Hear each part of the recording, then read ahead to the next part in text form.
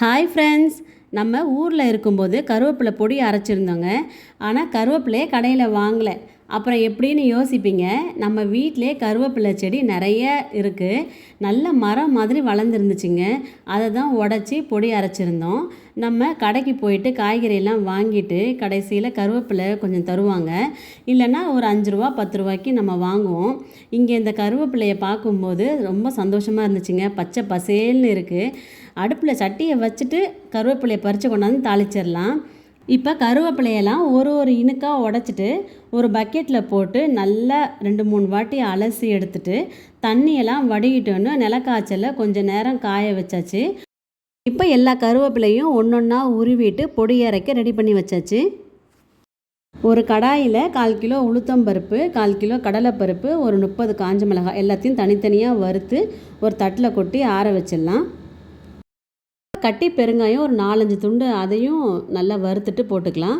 பொடியாக இருந்தாலும் யூஸ் பண்ணிக்கலாம். இப்போ கருவேப்பிலையை வறுத்துக்கலாம். சிம்மில் போட்டு தீயாமல் நல்லா வறுத்து எடுத்துக்கலாம். வறுக்கும் போதே நல்ல வாசமாக இருக்குது. மிச்சம் இருக்க கருவேப்பிலையும் வறுத்து எடுத்துக்கலாம். நல்லா ஆறட்டும்.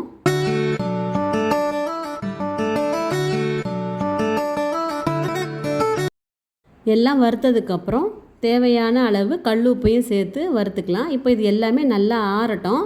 ஆறினதுக்கப்புறம் ஃபஸ்ட்டு கடலைப்பருப்பு, உளுத்தம்பருப்பு, காஞ்ச மிளகா, பெருங்காயம், உப்பு இதை சேர்த்து நல்லா கொரப்பாக அரைச்சிக்கலாம். இந்த மாதிரி கொரப்பாக அரைச்சிட்டு நம்ம வறுத்து வச்சுருக்கிற கருவேப்பிலையை சேர்த்து அரைச்சி எடுத்தால் சூப்பரான கருவேப்பிலை பொடி ரெடி.